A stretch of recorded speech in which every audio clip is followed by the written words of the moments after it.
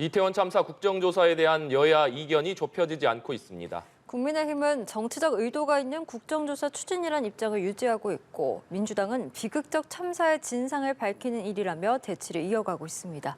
취재기자 연결해 보겠습니다. 나경열 기자.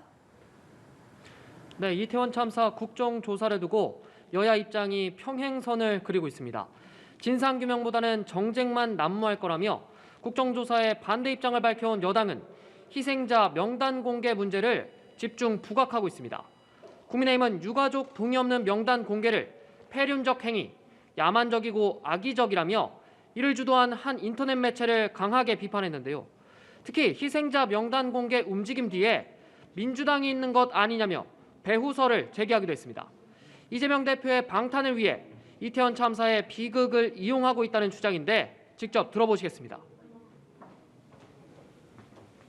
인간의 얼굴을 한 야만이라는 말조차 그들에게는 너무 관대합니다. 더불어민주당과 민주당을 따르는 이런 매체들에 대해서 국민들의 엄중한 심판이 있을 것입니다. 국민의힘은 정치적 의도가 있는 이태원 참사 국정조사를 수용할 수 없다는 방침을 재확인했습니다. 어제 재선, 중진 의원 간담회에 이어 오늘은 초선 의원 간담회를 열고 국정조사와 관련한 당내 의견을 수렴했습니다. 반면 민주당은 이재명 방탄이라는 회개한 논리를 들어 여당이 국정조사를 막고 있다고 주장했는데요.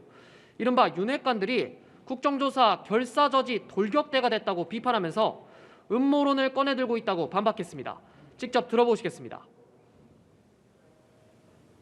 국가적 참사를 초래해놓고도 무한 책임 있는 여당이 오히려 황당무계한 음모론으로 진실 규명을 방해하니 국민은 더욱 분노하고 있습니다. 국민의 시선을 돌려 참사 책임을 회피하려 한다고 꼬집으면서 국정조사의 필요성을 거듭 강조했습니다. 민주당은 정의당, 기본소득당 등 야당 원내대표들과 함께 김진표 국회의장을 만나 조속한 특위 구성과 오는 24일 본회의에서 국정조사 요구서를 처리해 줄 것을 촉구했습니다. 김 의장은 국정조사가 여야 합의로 추진돼야 더 많은 성과를 낼 수 있는 만큼 여당 설득이 더 필요하다는 뜻을 전달했습니다. 네, 오늘 국회에선 내년도 예산안에 대한 심사도 진행되고 있는데요. 관련 내용도 전해주시죠. 네, 어제부터 시작된 비경제부처 예산안 심사, 오늘까지 이어지고 있습니다. 어제도 예산 심사보다는 각종 현안에 대한 질의가 중심이었죠. 오늘도 그 기조가 유지되고 있습니다. 이상민 행안부 장관의 폼나게 사표 발언과 거취 문제가 집중적으로 다뤄지고 있는데요. 이 장관은 오늘도 사퇴 요구에는 선을 긋고 있습니다.